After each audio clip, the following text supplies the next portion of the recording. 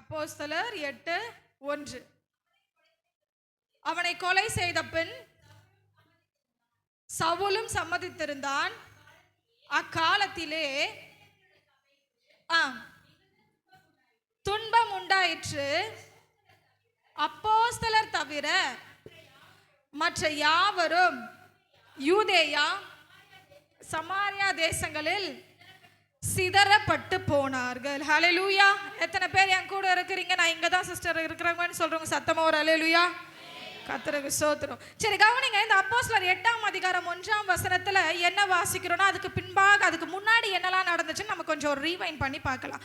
போன வாரத்தில் நம்ம என்ன பண்டிகை கொண்டாடினோம்? ஈஸ்டர், உயிர்த்தெழுந்த நன்னாளை நாம் கொண்டாடினோம். உலகத்திலேயே மரித்து ஒரு கல்லறை திறக்கப்பட்டிருக்குமானால் அது யாருடைய கல்லறை மட்டுமே?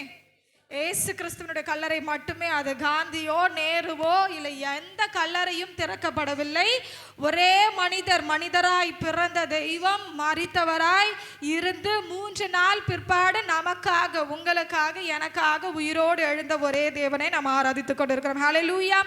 அந்த உயிர்த்தெழுதலின் பின்பு இந்த காரியம் அப்போஸ்தலர் 8:1 நடக்கிறது. அதுக்கு முன்னாடி என்ன நடக்குது அப்படின்னு பார்த்தீங்கன்னா, பஸ்கா பண்டிகையை எடுத்து வாசிப்போம். மத்தேயு 26ஆம் அதிகாரம் 31ஆம் வசனத்தை வாசிப்போம். மத்தேயு 26:31. அப்பொழுது இயேசு அவர்களை நோக்கி, மேய்ப்பனை வெட்டுவேன், மந்தையின் ஆடுகள் சிதறடிக்கப்படும் என்று எழுதியிருக்கிறபடி. Thank you sister. கவனிங்க. இப்போ இந்த இடத்துல என்னன்னா, உங்களுக்கு சிதறடிக்கிறத பற்றி தான் இன்னைக்கு நம்ம சிதைவு இல்லை ஒரு நெருக்கப்படுதல், சிதறடிக்கப்படுதல், இப்படிப்பட்ட இதை பற்றி தான் நம்ம ஆண்டவர் உங்ககிட்ட இன்றைக்கு பேச விரும்புகிறார். இந்த சிதறடித்தலை குறித்து ஏற்கனவே முதலாவதாக ஒரு தீர்க்க தரிசனமாக ஆண்டவர் என்ன பண்ணிட்டாரு? உயிரோடு இருந்த காலத்திலேயே சீஷர்களுக்கு சொல்லப்பட்டாயிற்று. எப்போ சொன்னார் அப்படின்னு பார்த்தீங்கன்னா, பஸ்கா பண்டிகை, அதாவது ஆண்டவர் உயிரோடு இருக்கும்பொழுது கடைசியாக கொண்டாடினா அந்த பஸ்காவின் நாட்கள்ல, அந்த பண்டிகையின் பொழுது என்ன சொல்றாரு? ஒரு நல்ல நாள்ல அழகா எல்லாரும் ஒன்னா உட்காந்து சாப்பிட்டுட்டு இருக்கிற பொழுது சொல்றாங்க, மெய்ப்பனை வெட்டுவேன், ஆடுகள் சிதறடிக்கப்படும் ஒரு வசனம் இருக்கிறதேப்பா, ஒரு தீர்க்க தரிசன வசனம் இருக்கிறதே. அந்த தீர்க்க தரிசன வசனம் இன்றைக்கு நிறைவேற போகிறது. எப்படி அப்படின்னா, என்னை பிடிக்கும் பொழுது நீங்க எல்லாம் என் கூடவே ரபி, போதகரே அப்படின்னு சொல்லி என் கூடவே இருக்கிற நீங்க என்ன பண்ணிடுவீங்க? என்னை விட்டு ஓடி போயிடுவீங்க அப்படின்றாங்க. அப்பதான் பேதுரு சொல்றாரு, இல்ல ஆண்டவரே, யார் மறுதலித்தாலும் நான் மறுதலிக்க மாட்டேன். அவருடைய கான்ஃபிடென்ட்டா அவர் ஒருவேளை சொல்லி அவர் மறுதலித்திருந்தாலும் கூட அவருடைய கான்ஃபிடென்ட்டை நம்ம பாராட்டணும். ஹல்லேலூயா. ஒருவேளை நம்மளாவே இருந்தாலும் என்ன பண்ணியிருப்போம்? கொஞ்ச நேரத்தில் ஒரு ஜர்க் ஆகிட்டு இருக்கோம். ஆண்டவரே அப்படி சொல்லிட்டாரே, நீ என்னை மறுதலிச்சிருவேன்ட்டு உண்மையாகவே நடந்துருமோ? ஐயோ அப்படியா ஆண்டவரே அப்படின்னு தான் நிச்சயமாக நானாக இருந்தாலும் கேட்டிருப்பேன். ஆனால் பேதுரு சொல்லுகிறார், யார் உங்களை மறுதலித்தாலும் கூட நான் உங்களை மறுதலிப்பதில்லை. ஆனால் ஆண்டவர் சொல்கிறார், சேவல் கூவுவதற்கு முன்பே நீ என்ன பண்ணுவ? 3 முறை மறுதலிப்பேன். அப்போது சீஷர்களிலே ஏற்கனவே சிஸ்டர் சொன்ன மாதிரி மறுதலிப்பவன் யார் என்று ஆண்டவராகிய இயேசு கிறிஸ்துவுக்கு தெரியும். தன்னை காட்டி கொடுக்க போகிறவர் யார் என்று ஆண்டவருக்கு தெரியும், இயேசு கிறிஸ்துவுக்கு தெரியும். தன்னை விட்டு யாரெல்லாம் ஓடி போறாங்க? எல்லாருமே ஓடி போறாங்க. இருக்கிற 12 பேர் தான் சீஷர்களை தெரிந்து கொண்டார். நீங்க கூட இங்க ஐயோ கொஞ்சம் நபராக தான் இருக்கிறோம், இன்னும் இந்த சர்ச்சில் இவ்வளோதானா மெம்பர்ஸ்னா நிறைய பேர் இருந்தாலும் கூட நான் மறுபடியும் சொல்லுகிறவன், நீங்கள் ஆசீர்வதிக்கப்பட்டவர்கள். ஆமென், ஆமென். அப்போ ஆண்டவர் தெரிந்து கொண்டது ஒரு சொற்பமான ஒரு கொஞ்சம் ஜனங்கள் தான். ஒரு 12 பேர் தான் தெரிந்து கொள்ள. அந்த 12 பேரும் உருப்படியாக இருந்தாங்களா அப்படின்னு பார்த்தா, ஒருத்தவன் காட்டி கொடுக்கிறவன், ஒருத்தவன் மறுதளிக்கிறவன், மற்ற பேரை எல்லாம் எப்படிப்பட்டவர்கள்? ஓடி போகிறவர்களா இருக்கிறார்கள். அப்போ இதெல்லாம் தெரிஞ்சும் கூட ஆண்டவர் என்ன பண்றாரு? கூடயே வச்சிருக்காரு. உங்களுக்கு ஒரு அழகான ஒரு நல்ல செய்தி சொல்றேன் பாருங்க. நீங்க யாரு, நான் யாரு, எல்லாமே ஆண்டவருக்கு தெரியும். இன்னைக்கு நீங்க இந்த சர்ச்சு முடிச்சுட்டு போய் என்ன பண்ண போறீங்க? நாளைக்கு என்ன காரியம் ஆண்டவருக்கு விரோதமாக பண்ண போறீங்க? இல்லை நேற்று என்ன பண்ணீங்க, நேற்று இரவு என்ன பண்ணீங்க, எல்லாமே ஆண்டவருக்கு தெரியும். ஆகிலும் எல்லாம் தெரிந்தும் நான் சொன்னபடியே அவர் உள்ளந்திரியங்களை ஆராய்ந்து அறிகிறவரும். அப்போ எல்லாமே நாட் ஒன்லி ஹார்ட், அதுக்குள்ள போயிட்டு எல்லாமே அறிந்தவர், எல்லாமே அறிந்தும் கூட உங்களையும் என்னையும் அவர் நேசிக்கிறார். அவர் நேசிக்கிறபடியினால் நீங்கள் அவர் கூடயே இருக்கணும்னு விரும்புகிறார். ஹல்லேலூயா. அவர் உங்களுடனே இருக்க விரும்புகிறார். உங்களை ஒருபோதும் தள்ளாத தேவன். நான் சொல்றேன் பாருங்க, மனுஷங்களை தள்ளலாம், ஐயோ இவங்களா இப்படிப்பட்டவங்களா, ஒருவேளை உங்க கேரக்டர் தெரிஞ்சக்கப்புறம், உங்க பிஹேவியர் தெரிஞ்சக்கப்புறம், உங்க ஜென்ம சுபாவங்கள் தெரிஞ்சக்கப்புறம் சில பேர் ஐயோ சிஸ்டர் இது எனக்கு தப்புன்னு தெரியுது, ஆனா என்னால மாற்ற முடியல, அந்த காரியத்தின் நிமித்தம் என்னை விட்டு விலகி போனவர்கள் அநேகராக இருக்கிறார்கள். நீங்கள் வருத்தப்பட்டு இருந்தாலும் கூட, ஆனாலும் அதை மாற்றிக்கொள்ள முடியாமல் இருந்தாலும் கூட, மனுஷங்க என்ன பண்ணுவாங்க, நிச்சயமா இவங்க இப்படிதான் என்ன பண்ணோம், ஒரு லிமிட்டை பவுண்டரி போட்டு வச்சுக்கணும். இதுக்கு மேலே அவங்க கிட்ட பேசக்கூடாது, இதுக்கு மேலே நிறையா விஷயம் அவங்க கிட்ட என்ன பண்ணக்கூடாது, ஷேர் பண்ணக்கூடாது, இதுக்கு மேலே கொஞ்சம் என்னன்னா என்ன அப்படின்னு வச்சுக்கணும் அப்படின்னு சொல்லி மனுஷன் பவுண்டரி போடலாங்க, மனுஷன் உங்களை தள்ளி வைக்கலாம். ஆனால் கர்த்தர் நீங்கள் யார் என்று அறிந்தும், நீங்கள் நாளைக்கு என்ன செய்ய போறீங்கன்னு தெரிந்தும், எல்லாவற்றையும் அறிந்தும் கூட அவர் உங்களோடு இருக்க விரும்புகிறார். ஹல்லேலூயா, ஹல்லேலூயா. எத்தனை பேருக்கு விளங்குது? அவ்வளவாய் அவர் உங்களை நேசிக்கிறார். அப்படிதான் இந்த சீஷர்களை நேசித்ததுனால, நேசித்தது மாத்திரம் கிடையாது, உங்களுக்கு ஒரு இன்னொரு செய்தி சொல்றேன் பாருங்க, அந்த சீஷர்களை தெரிந்து கொண்ட நோக்கத்தை அவர் அறிவார். ஹல்லேலூயா, ஹல்லேலூயா. இன்னைக்கு எத்தனையோ பேர் ரட்சிக்கப்படாம இதே தெருவுலயே கூட இருக்கலாம், பக்கத்து தெருவுல இருக்கலாம், இதே ஊர்ல இருக்கலாம், உங்க பக்கத்து வீடு இருக்கலாம், எதிர் வீடு இருக்கலாம், ஏன் சொந்த குடும்பத்திலே கூட இருக்கலாம். ஆனாலும் உங்களை தெரிந்து கொண்டதுக்கான ஒரு நோக்கம் உண்டு. எத்தனை பேர் விசுவாசிக்கிறீங்க? கர்த்தர் உங்களுக்கு என்று ஒரு நோக்கத்தை வைத்திருக்கிறார். யாரையுமே ஆண்டவர் சும்மா லேசா சும்மா படைச்சிட்டு போவோம், என்ன பண்ணுறது, இன்னைக்கு பூமியில் ஒரு ஒரு பொண்ணு பிறந்தாகணும், ஒரு பையன் பிறந்தாகணும் அப்படின்னு சும்மா படைச்சிட்டு போகிறவர் கிடையாது. இன்றைய காலகட்டத்தில் எத்தனையோ பேர்களுக்கு குழந்தை இல்லாமல் இருக்கிறது, IVF அது இதுன்னு என்னென்னவோ ஒரு மருத்துவம் செய்து தான் ஒரு குழந்தை பிறக்கிற ஒரு காலத்தில் நம்ம இருக்கிறோம். அப்படி இருக்கும்பொழுது உங்களையும் என்னையும் பிறக்க வைத்திருக்கிறார் என்றால் சும்மா வாங்க படைத்திருப்பார். ஹல்லேலூயா. ஒண்ணுமே இல்லாம நீ போயிட்டு இந்த வீட்டில் கஷ்டப்பட்டு தான் ஆகணும், நீ போயிட்டு இப்படி தான் இருந்து ஆகணும், உன் தலையெழுத்து நான் இப்படி தான் வச்சிருக்கேன்ட்டா படைச்சிருப்பாரு? இல்லைங்க, அவர் உங்களுக்காக வைத்திருக்கிற திட்டம் பெரியதா இருக்கிறது. ஆமென். அதனால தான் அந்த சீஷர்களை விடாத காரணம் என்ன தெரியுமா? அந்த பேதுரு மறுதலிச்சாலும் கூட அதற்கு பின்னாடி ஆண்டவர் அவரை குறித்து வைத்திருக்கிற நோக்கம் பெருசா இருக்கிறத பார்த்தார். ஹல்லேலூயா. ஓடி போகிற கூட்டமா இருந்தாலும் கூட அதற்கு பின்னாக ஒரு சீஷரை குறித்து, பிலிப்புவை குறித்து, தோமாவை குறித்து, ஒவ்வொரு சீஷரை குறித்து அவர் வைத்து அவர் கண்ட தரிசனம் நோக்கம் பெருசா இருந்தது. ஆனாலும் முதலாவது என்ன சொல்லப்பட்டாயிற்று? நீங்கள் ஆடுகளை மேய்ப்பனை வெட்டுவேன், ஆடுகள் சிதறடிக்கப்படும். அதே போல நடந்தது. எங்க நடந்தது? கெத்செமனே தோட்டத்தில் ஆண்டவரை பிடிக்கும் பொழுது அவர் சொன்னபடியே, சொல்லல ஒரு வார்த்தையும் தவறாமல் என்னாச்சு, அப்படியே சீஷர்கள் அவரை விட்டு ஓடி போனார்களாம். கொஞ்சம் யோசிச்சு பாருங்களேன், கூடவே இருந்து 3 வருஷம் 3.5 வருஷம் கூடவே ரபி ரபி ரபி போதகரே போதகரே போதகரேன்னு கூடயே இருந்த ஜனங்க, கூடயே இருந்த ஆட்கள் ஒரு ஒரு ஒரு ஒரு ஒரு கைதியை போல பிடிக்கப்பட்டக்கப்புறம் திரும்பி பார்க்குறாரு, யாருமே இல்லைங்க. எவ்வளோ ஒரு பரிதாபமான நிலைமையா இருந்திருக்கும். எங்கடா கூட தானே இருந்தீங்க, நிச்சயமா அவர் மாம்சத்துல தானே இருந்தார், ஆண்டவர் மனுஷனா தானே இருந்தார். அவர் யோசித்திருப்பாரா இல்லைங்களா? அந்த வேதனை வந்திருக்குமா இல்லையா? நான் உன் கூடவே இருக்கிறேன்னு இன்னைக்கு சொல்றேன் பாருங்க, கர்த்தர் யாருக்கோ பேசி கொண்டிருக்கிறார். நீ கவலைப்படாத, நான் இருக்கிறேன் உன் கூட அப்படின்னு மனுஷன் சொல்லி கடைசியில் அதே மனுஷன் கைவிட்டாங்களா? கர்த்தர் சொல்லுகிறார், நான் உன்னை கைவிடுவதில்லை. ஆமென்.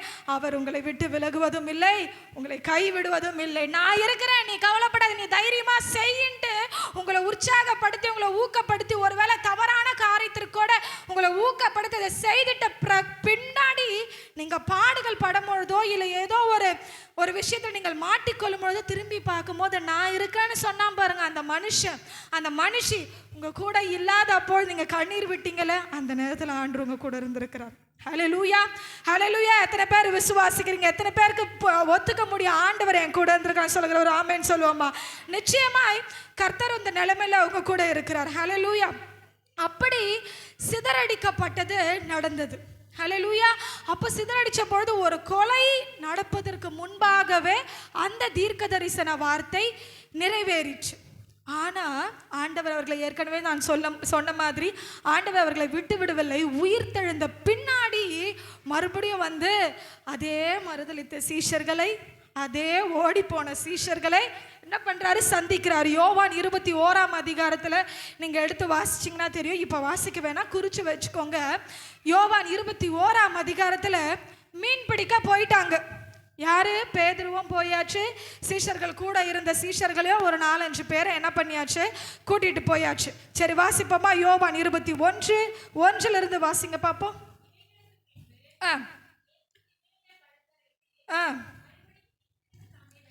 வெளிப்படுத்தினார்.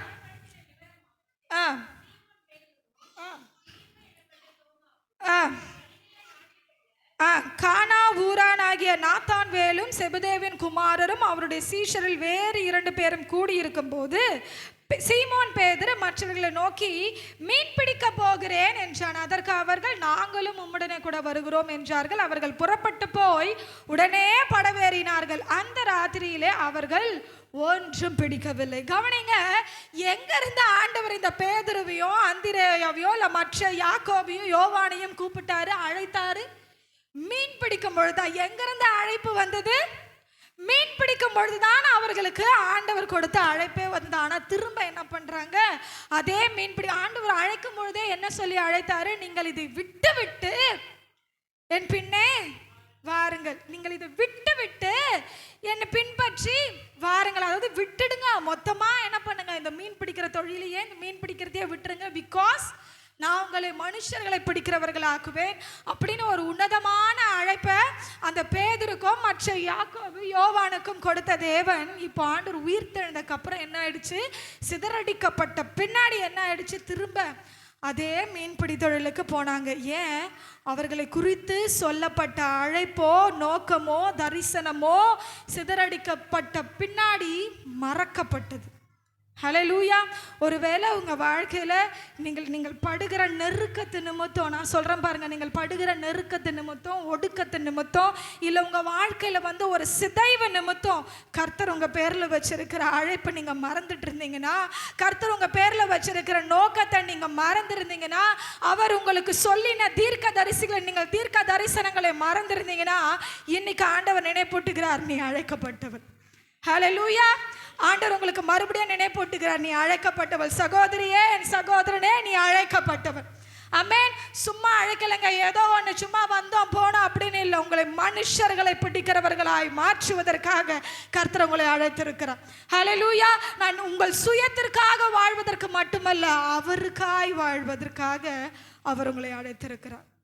அப்படி மீண்டுமாய் மறக்கப்பட்ட தரிசனத்துல இருந்த பேதுருவை ஆண்டவர் அவ்வளவுதான், அவன் மறுதளிக்கவும் செய்துட்டான், மறக்கவும் செய்துட்டான். அவனுடைய தரிசனத்தை நம்ம மட்டும் ஏன் இன்னும் ஞாபகம் வச்சுக்கணும்னு நினைக்கிற ஆண்டவர் இல்லை. ஆண்டவர் சொல்லியதை செய்து முடிக்கிற தேவன். ஹல்லேலூயா. ஒருவேளை உங்களுக்கு வாக்கினால் சொன்ன ஒவ்வொரு விஷயத்தையும், ஆண்டவரே எனக்கு சொல்லப்பட்ட எல்லா வாக்கு தத்தங்களும் நீ சந்தோஷமும் உனக்கு சந்தோஷமும் சமாதானமும் உண்டாகும்னு வாக்கு தத்தம் கொடுத்தீங்களே, அந்த வாக்கு தத்தத்துக்கும் எனக்கும் ரொம்ப தூரம் இருக்கே. உன் களஞ்சியங்கள் பூரணமாய் நிரம்புன்னு சொன்னீங்களே, என் வீட்டில் ஃபுல்லாவே கடனா இருக்கே. நீ சமாதானத்தோடு படுத்துக்கொள்வான்னு சொன்னீங்களே, ஆனால் ஒவ்வொரு நாளும் நான் தூங்கும் பொழுது சண்டையோடு தான் படுக்கிறேனே அப்படின்னா, வாக்குத்தத்தங்கள் எங்கேயோ இருக்கு, நீங்க எங்கேயோ இருக்கீங்க, உங்க வாழ்க்கை எங்கேயோ இருக்குன்னா கர்த்தர் உங்களுக்கு நினைப்பூட்டுகிறார். அவர் வார்த்தையினால் சொன்னதை கரங்களினால் செய்கிறவரா இருக்கிறார். ஹல்லேலூயா. உங்களுக்கு என்னெல்லாம் வார்த்தையினால் அவர் சொல்லுகிறாரோ, சொல்லுகிற தேவன் மட்டுமல்லங்க நம் தேவன், அவர் செய்து முடிக்கிறவரா இருக்கிறார். ஹல்லேலூயா. அப்படி இப்ப பேதுருவை போய் சந்திக்கிறாரு. எப்படி சந்திக்கிறாருன்னா, அதே போல என்ன பண்றாங்க, நைட்டெல்லாம் பிரயாசப்படுறாங்க, மறுபடியும் மீன் கிடைக்கல. காலையில எழுந்து என்ன பண்றாங்க, சரி கரைக்கு தான் வருவோம் பொழுது நீங்க வாசிச்சு பார்க்கலாம். அதே 21ஆம் அதிகாரத்துல 5ஆம் வசனத்திலிருந்து வாசிக்கிறேன், கேளுங்க. இயேசு அவர்களை நோக்கி, பிள்ளைகளே, புசிக்கிறதற்கு ஏதாகிலும் உங்களிடத்தில் உண்டா என்றார். அதற்கு அவர்கள் ஒன்றும் இல்லை என்றார்கள். அப்பொழுது அவர், நீங்கள் படவுக்கு வலது புறமாக வலையை போடுங்கள், அப்பொழுது உங்களுக்கு அகப்படும். எவ்வளவு நல்ல தெய்வம் பாருங்களேன். மீன் பிடிக்க கூடாது, வாப்பா என் பின்னாடின்னு சொன்னவர் யாரு தான்? ஆண்டவர் தான். ஆனா திரும்ப மீன் பிடிக்க போகும் பொழுது என்ன பண்றாரு, மறுபடியும் அதே ஒரு டிப்ஸே கொடுக்கிறார். என்ன டிப்ஸ்? ஃபர்ஸ்ட் என்ன சொன்னாரோ, முதல்ல சந்திக்கும் பொழுது என்ன அற்புதம் செய்தாரோ அதே அற்புதத்தை இங்கேயும் செய்கிறார். ஏன்? ஏன் அதே அற்புதம், இதே வார்த்தை தான் முன்னாடியே சொல்லியிருப்பார், நீங்கள் வலது புறத்தில் வலையை போடுங்கள்ன்ட்டு. இங்கேயும் அதே தான் சொல்லுகிறார், நீங்கள் வலது புறத்தில் வலையை போடுங்கள். ஏன் அதே விஷயத்தை செய்கிறார்? அவர்களுக்கு நினைப்பூட்ட. ஹல்லேலூயா. உங்கள் அழைப்பை நினைப்பூட்ட ஆண்டவர் உங்களை எதை குறித்து எதை வச்சு உங்களை ரட்சித்தாரோ, எந்த அற்புதத்தை நிமித்தம் உங்களை ரட்சித்தாரோ, எந்த சூழ்நிலையில் உங்களை ரட்சித்தாரோ, எந்த சூழ்நிலை உங்களுக்கு அழைப்பு வந்ததோ அதே காரியத்தை உங்களுக்கு நினைப்பூட்டுகிறார். ஹல்லேலூயா, ஹல்லேலூயா. அவர் உங்களுக்கு நினைப்பூட்டுகிற காரியம் என்ன என்றால், நீங்கள் அழைக்கப்பட்டவர்கள், நீங்கள் சிதறடிக்கப்பட்டவர்கள் அல்ல, நீங்கள் அழைக்கப்பட்டவர்களாக இருக்கிறீர்களா? அப்போ அதே விஷயத்தை சொல்லும் பொழுது அந்த சீஷர்களுக்கு ஒரு ஸ்பார்க் அடிக்குது.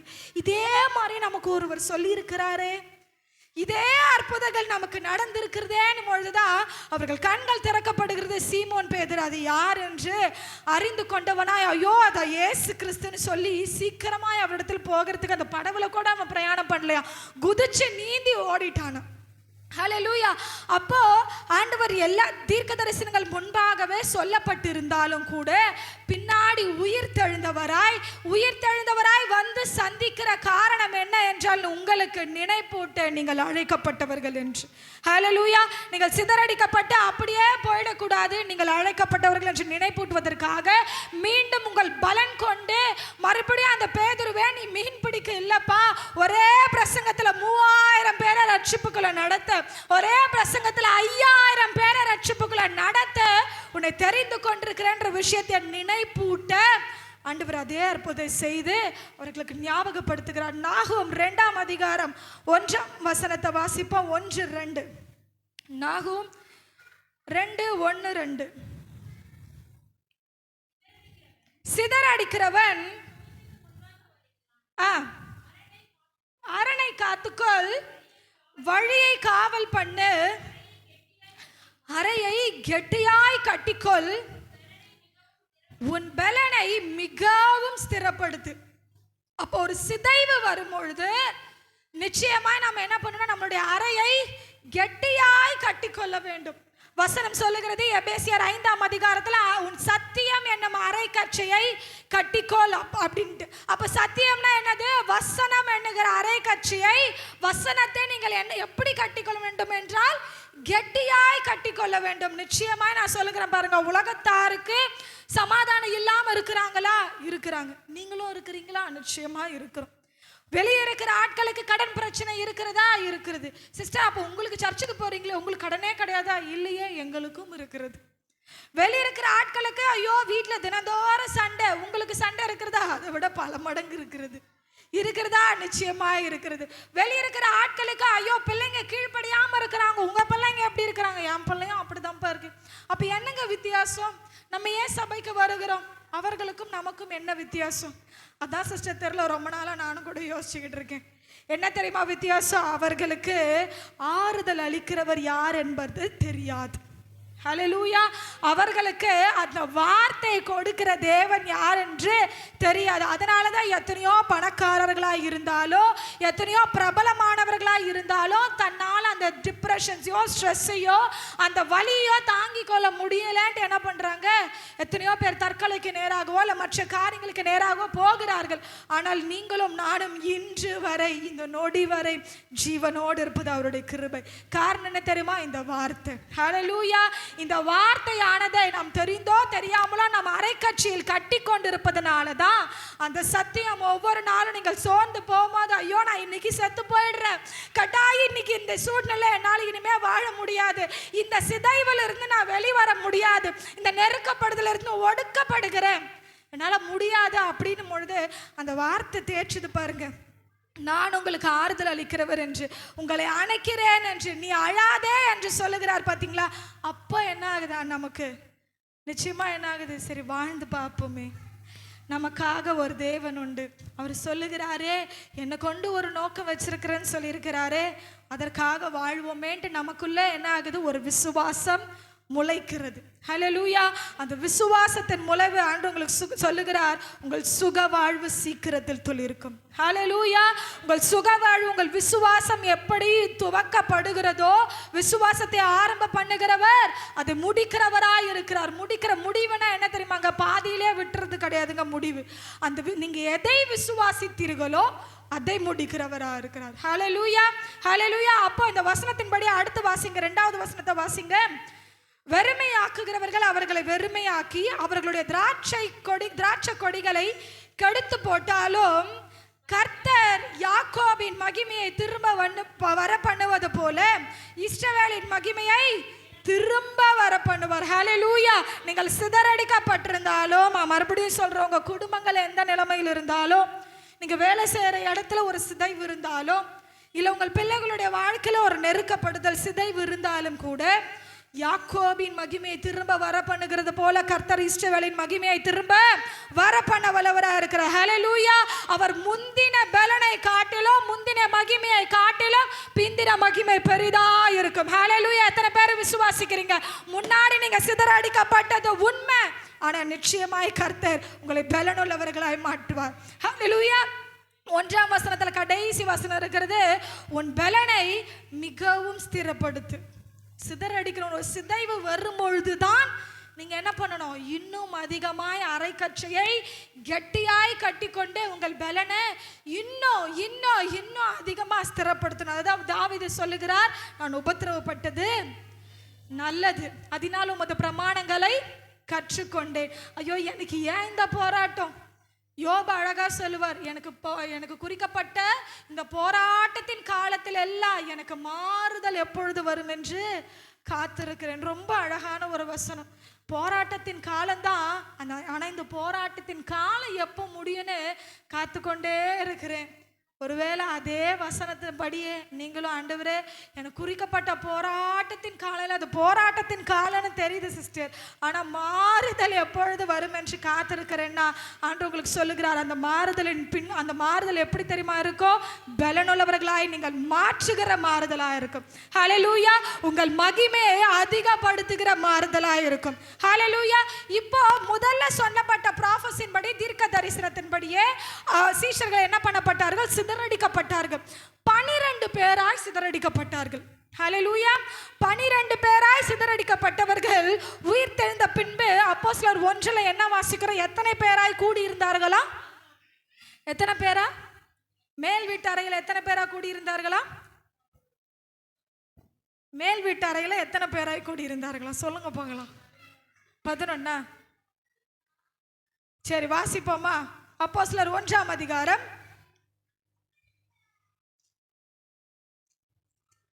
ரொம்ப சிம்பிளான வசனமே, நீங்க இவ்வளோ டீப்பா எடுப்பீங்கன்னு நினைக்கலையே. 15ஆம் வசனத்தை வாசிங்கள். அந்நாட்களிலே சீஷர்களில் ஏறக்குறைய 120 பேர், ஹல்லேலூயா, 12 பேரா சிதறடிக்கப்பட்டவர்கள் 10 மடங்கு அதிகமானார்கள். ஹல்லேலூயா. எப்படி? 10 மடங்கு அதிகமானார்கள். நான் இன்னைக்கு சொல்றேன் பாருங்க, ஒருவேளை உங்க பலவீனத்தின் நிமித்தம், உங்க குணத்தின் பலவீனத்தின் நிமித்தம், இல்ல நீங்களா உங்க சூழ்நிலையை மாற்றிக்கொண்டது நிமித்தம், குடும்பத்திலோ, உங்கள் வீட்டிலோ, உங்கள் வேலைகளிலோ, உங்கள் ஆவிக்குரிய வாழ்க்கையிலோ ஒரு சிதைவு ஏற்பட்டிருந்தால் அதை கர்த்தர் சொல்லுகிறார், அதை 10 மடங்கு பெருக செய்வார். ஹல்லேலூயா. அது 10 மடங்காய் பெருக செய்வார். ஹல்லேலூயா. 12 பேராய் சிதறினவர்கள் 120 பேராய் கூடுகிறார்கள். எப்படி வந்தது? ப்ராஃபஸி நிறைவேறுச்சு. ஆனால் தீர்க்க தரிசனங்கள் நடந்தாலும் கூட அதை நன்மையாய் கர்த்தர் மாற்றுகிறார். 2 பேர், ஒருத்தர் மறுதளிச்சா, ஒருத்தர் காட்டி கொடுத்தா, மற்றவர்கள் ஓடி போனார்கள். ஆண்டவர் நினைச்சிருக்கலாம் இவர்களை எப்படி இருக்க போறார்கள், ஆனால் ஆண்டவர் மாற்றுகிறார். 120 பேராய் கூடி அந்த அபிஷேகத்துக்காக, அந்த ஆவியானவருக்காக காத்திருக்கிறார்கள். ஹல்லேலூயா, ஹல்லேலூயா. பின்னாடி தான் நம்ம அப்போஸ்தலர் 8:1, இப்ப வாசிங்க உங்களுக்கு புரியும். அப்போஸ்தலர் 8:1.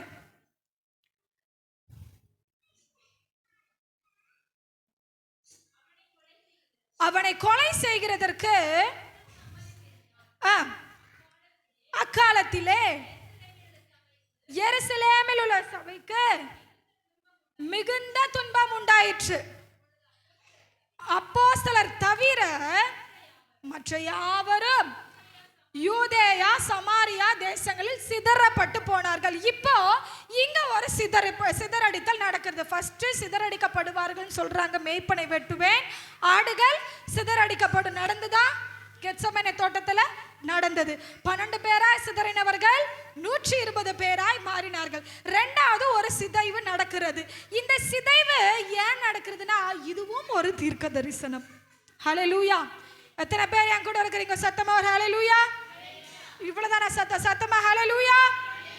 இப்ப ரெண்டாவது ஒரு சிதைவு நடக்கிறது. அதற்கான காரணமும் இது ஒரு தீர்க்க தரிசனம்.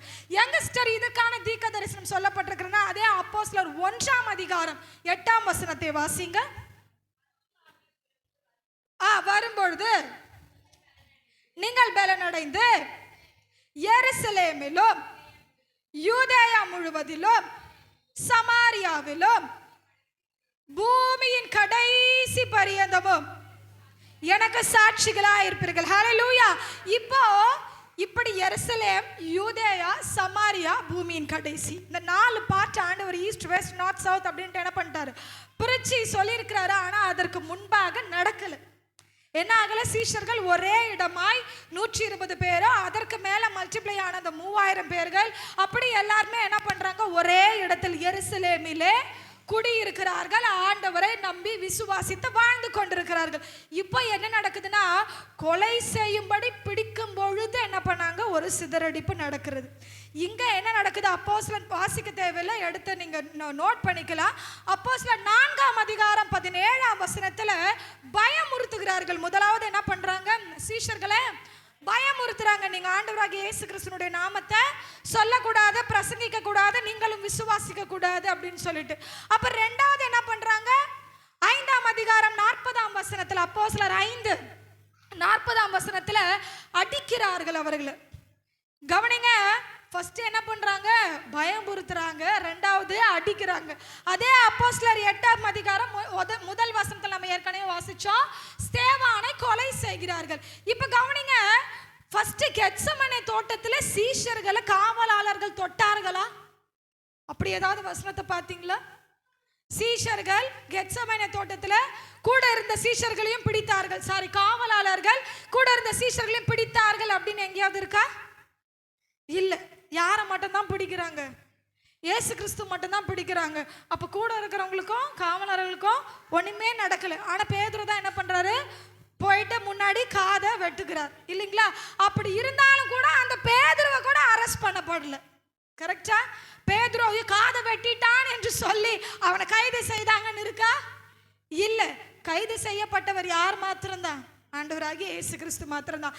தன்னை தொடவே தொடாத அப்பவே என்ன பண்ணிட்டானுங்க?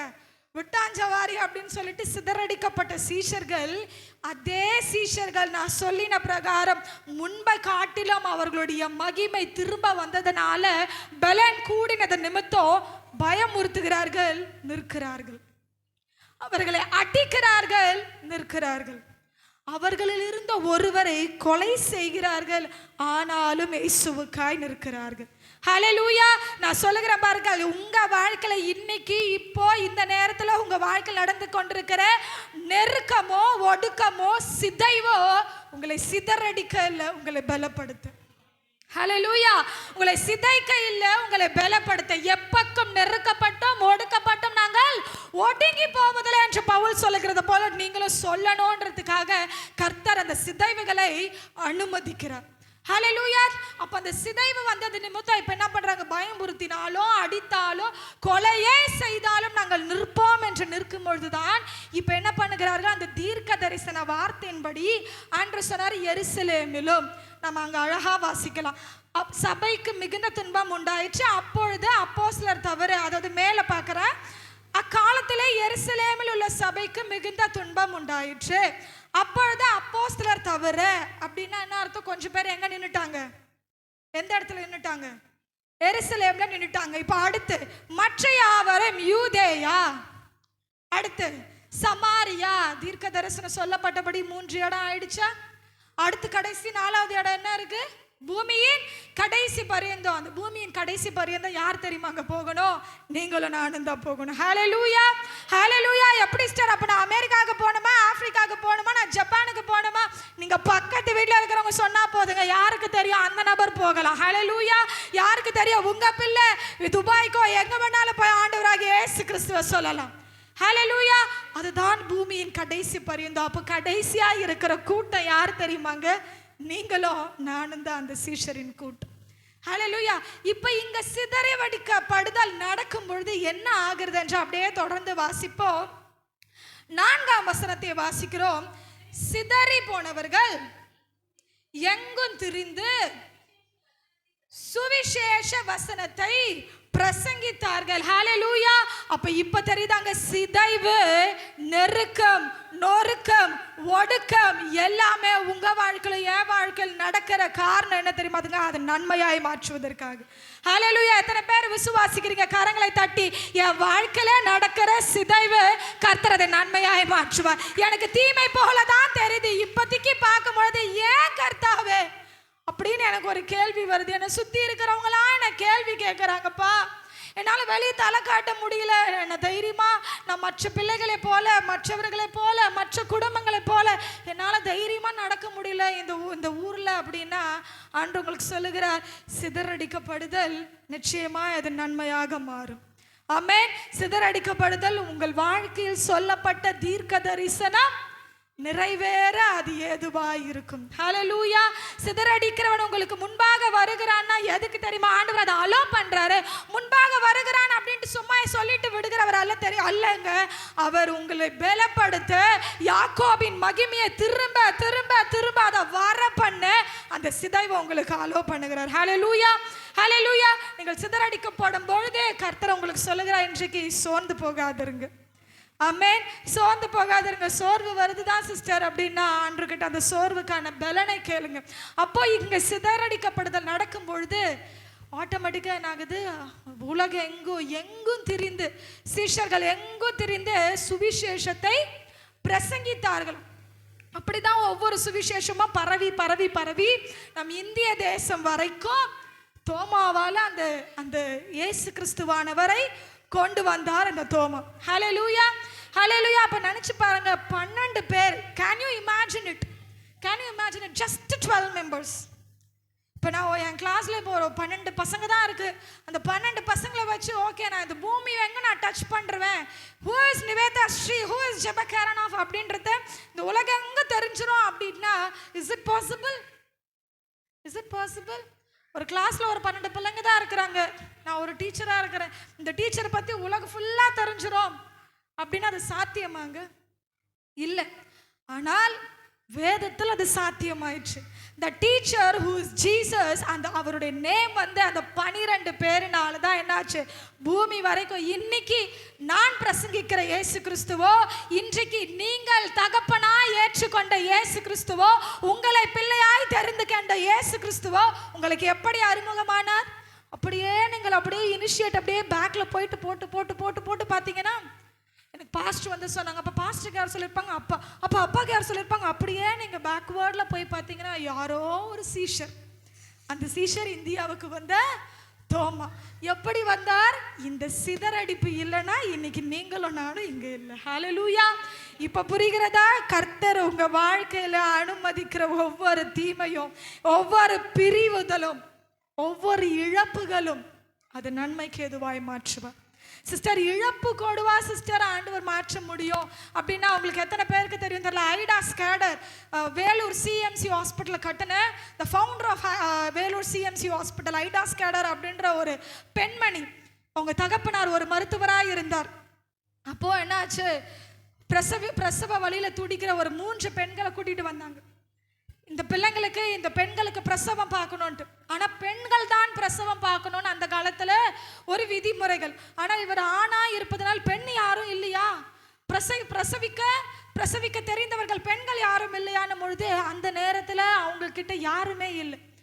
அப்போ தன் மகளாகி அந்த ஐடா ஸ்கேடர் பார்த்தாங்க, யாருமே இல்லையா அப்படின்ட்டு அவங்க அப்படியே கூட்டிகிட்டு போயிட்டாங்க. வழியிலே துடிக்கிற அந்த தாய்மார்களே, பிரசவ வழியில் துடிக்கிற தாய்மார்களை கூட்டிகிட்டு போன பின்னாடி காலையில் எழுந்து பார்க்கிறார்களா 3 சடலங்கள் அந்த ரோட்ல போய் கொண்டிருந்ததான்.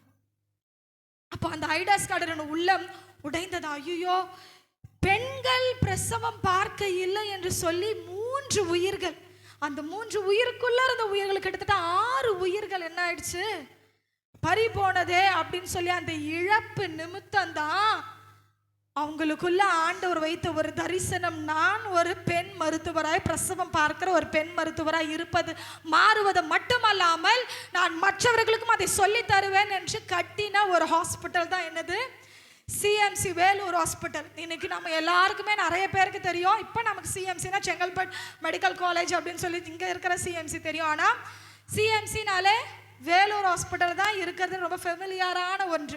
அது கட்டப்பட்ட விதம் இதுதான்.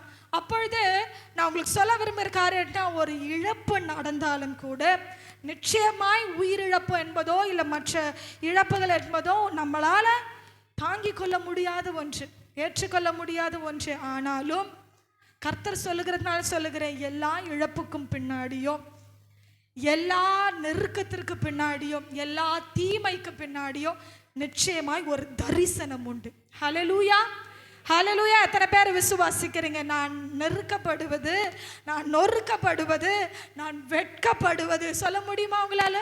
நான் வெட்கப்படுவது என் ஆண்டவர் நன்மையாய் மாற்றுவார். ஹல்லேலூயா. நிச்சயமாய் நீங்கள் ஐயோ இந்த எந்த இடத்துல வெட்கப்படுகிறீர்களோ கர்த்தர் அது நன்மையாய் மாற்றுவார்.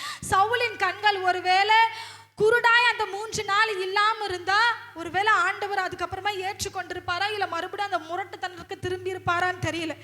ஆனால் அவர் கண்கள் குருடான பின்பு தான் என்ன பண்ணாரு, அந்த பார்வையின் அருமையை, அந்த தரிசனத்தின் அருமையை புரிந்து கொண்டவராய் அவர் இயேசு கிறிஸ்துவை ஏற்றுக்கொண்டு ஊழியம் செய்தார். பவுலுக்கு ஏன், பேதருக்கு அந்த படகு நிரம்பி இருந்தா ஆண்டவருடைய அழைப்பு வந்திருக்குமா? கொஞ்சம் யோசிச்சு பாருங்க. முழுதும் பிரயாசப்படுறாங்க. சின்ன வயசுல இருந்து மீன் பிடிக்கிறவர்கள், அவர்களுக்கு தெரியாதான் எந்த இடத்துல மீன் வரும், எப்படி வலை போட்டா மீன் வரும், வலதுபுறத்துல போட்டா வருமா, பின்னாடி போட்டா வருமா, இடதுபுறத்துல வருமான்னு தெரியாதா? அப்படி இருந்தவர்களுக்கு அந்த படகு எம்டியா இருக்கிறதுனால தான், அந்த படகு காலியா இருந்ததுனால தான் ஆண்டவராகிய இயேசு கிறிஸ்துவின் அழைப்பு வந்தது.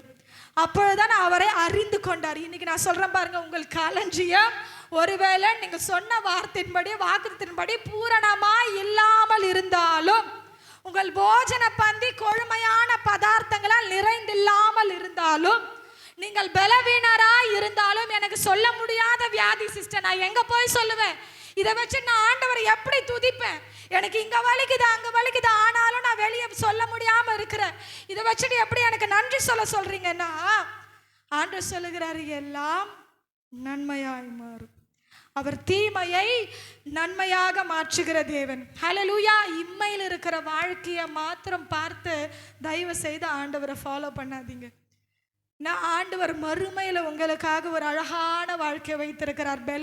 பலனுள்ள ஒரு வாழ்க்கையை, சந்தோஷம் நிறைந்த ஒரு வாழ்க்கையை, சமாதானம் நிறைந்த ஒரு வாழ்க்கையை, நிம்மதி நிறைந்த ஒரு வாழ்க்கையை உங்களுக்காக எனக்காக ஒரு ஸ்தலத்தை ஆயத்தப்படுத்தி கொண்டிருக்கிறார். ஹல்லேலூயா. அந்த ஸ்தலத்திற்காக உங்களையும் என்னையும் இங்கே என்ன பண்ணுறாரு, ப்ரிப்பேர் பண்ணுறார். நீங்கள் ஒவ்வொரு முறை சோர்ந்து போகும் பொழுதோ, ஒவ்வொரு முறை யாருக்கும் தெரியாமல் அழும் பொழுதோ, நான் சிதறடிக்கப்பட்டுட்டேனே, நான் நெருக்கப்படுகிறேனே, நான் ஒடுக்கப்படுகிறேனே, நான் வெட்கப்படுகிறேனே அப்படின்னு இருக்கும் பொழுது ஆண்டவர் உங்களுக்கு மறுபடியும் நினைப்பூட்டுகிறார். உங்கள் அழைப்பை மாத்திரம் நினைப்பூட்டல, நீங்கள் சிதறடிக்கப்படுவது, நெருக்கப்படுவது எல்லாவற்றிற்கும் ஒரு நோக்கம் உண்டு.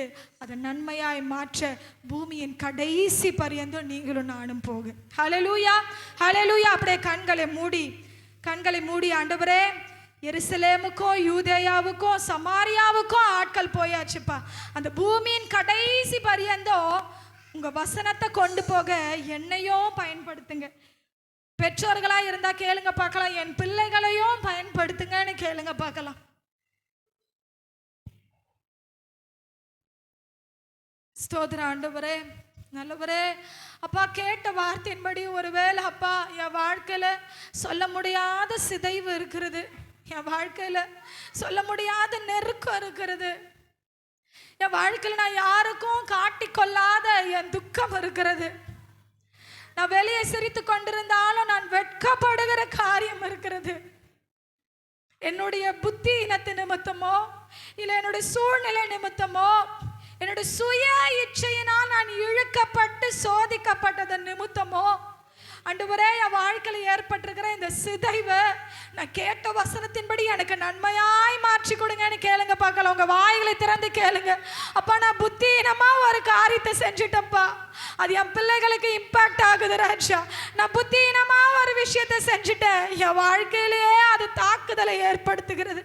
நான் புத்தியினமா ஆண்டவரே என்னுடைய சுய இச்சையினால் நான் ஒரு விஷயத்தை செஞ்சுட்டேன், இல்லை நான் ஒரு தீர்க்க தரிசன வார்த்தையின்படியோ ஏதோ ஒரு காரியத்தில் ஆண்டவரே என் வாழ்க்கை சிதைஞ்சு போச்சுப்பா, நெருக்கப்பட்டு இருக்கிறப்பா, ஒடுக்கப்பட்டு இருக்கிறப்பா. எல்லாம் வாய்களை திறந்து கேளுங்க பார்க்கலாம். அவர் உங்களை ஆறுதல் படுத்த இந்த இடத்துல இறங்கி வந்திருக்கிறார்.